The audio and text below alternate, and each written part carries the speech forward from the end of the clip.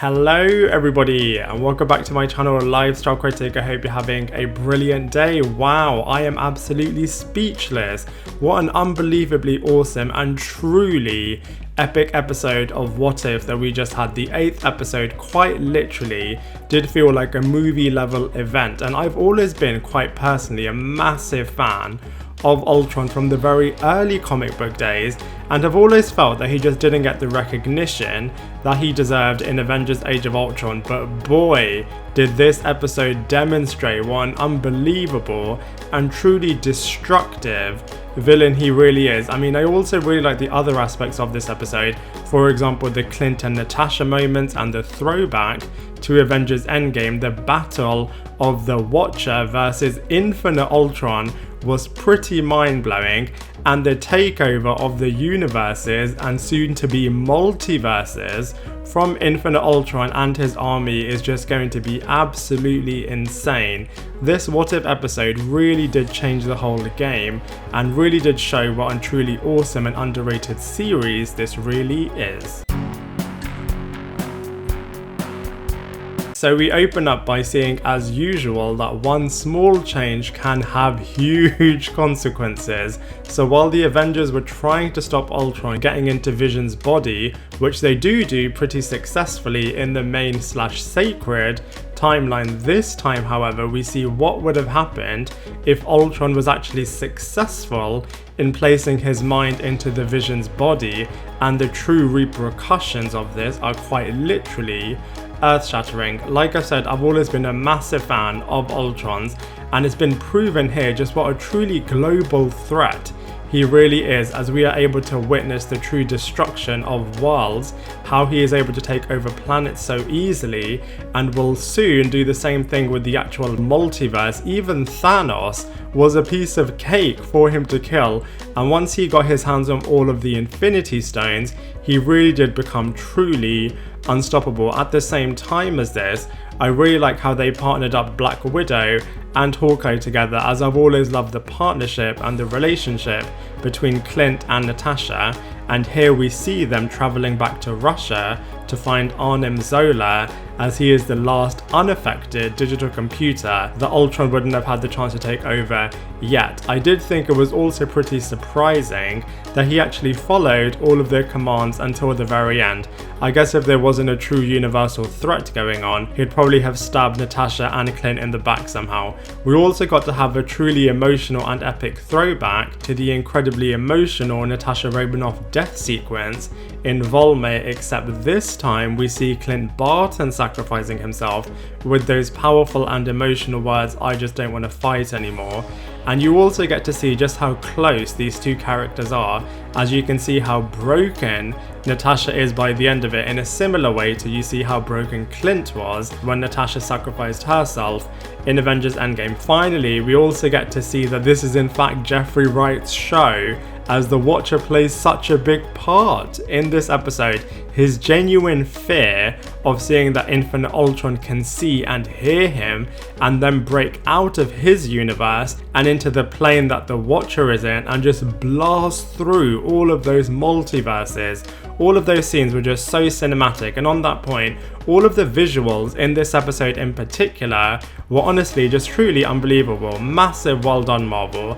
This episode just took everything quite literally to another level. So we have to start by talking about Ultron. Like I've said, this episode really did prove that he is the most threatening and formidable villain out there, and they even gave him a little bit of a Galactus scene in there with him eating worlds and universes for breakfast. So I hope that they don't replace the epic Galactus character with this version of Ultron, and that we do get to see Galactus in the future. But a part of me is thinking that maybe this is the way in which we see Galactus, because we do know that the Ultron army are going to be coming into live action. But you know, either way, he did have some similar ambitions to other villains in terms of taking over the world, but there was just something truly terrifying and unstoppable about Ultron that they just captured so fantastically here. I love Natasha Romanoff here as well. It was such a brilliant episode that really celebrated the stand-in voice actors here, but this episode also was really brilliant, and that we're kind of used to the new voice actors here, so actually I do think that they worked really well. Like I said, I really love Nat here. Her scenes with the Red Guardian shield was so great. I also loved her motivational lesson that she was given to the Clint Barton character in terms of the fact that he was so close to finding what they needed. I mean, even the Watcher wanted to intervene as he was just so close, and if he had just had a little bit more patience and had continued, he would have found the solution that they were after. So I absolutely love the little personal development angle that they had in this episode. Speaking of which, Jeremy Renner was one of the very few original voice actors that actually returned for this episode from his live action role as well, and it was just so great to see Clint again. As always, it really did show how absolutely powerful and badass his arrows really are, and truly how much of a formidable character he is in and of himself. He also had a bit of a Winter Soldier arm going on, and this time around all of his super emotional sacrifice scenes were just so touching. One, because obviously it harked back to the emotional scene in Endgame, but this time just flipped the characters, and also the way in which he just fell into the army of Ultron soldiers and was sacrificing himself like a true hero was just so heartbreaking.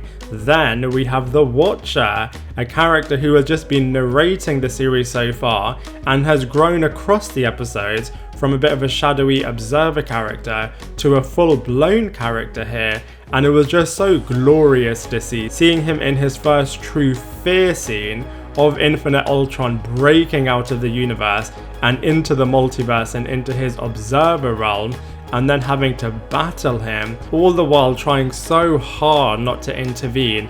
And even though they packed so much into this episode, you could also see the internal struggle that the Watcher was having in this situation as well, which I just think is such brilliant writing for this series. Also seeing him in his battle armor mode was pretty cool, and just the non-stop battle across all of the multiverses was just so powerful and wicked to see, and it also did really show just how out of this world these characters are and just how much more powerful and larger than life they are as well.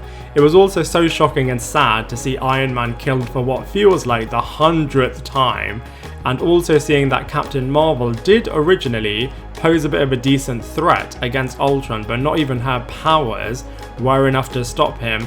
And then in the most badass scene ever, we see Thanos arriving to Earth in the standard way that he does in Infinity War, except this time Infinite Vision was just able to slice him in 2 seconds and then took his Infinity Stones and then began taking over all of the worlds. I mean, this episode was just so fantastic from a character's point of view.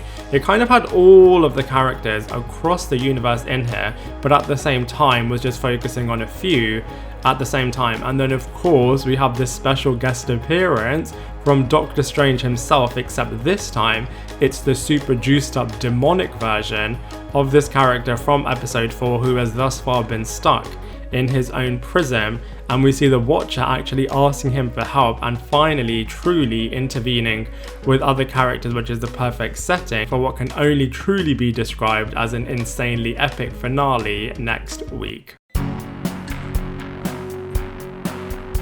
Wow, what an episode. Truly end of the worldy, truly apocalyptic, and truly Marvel at its best.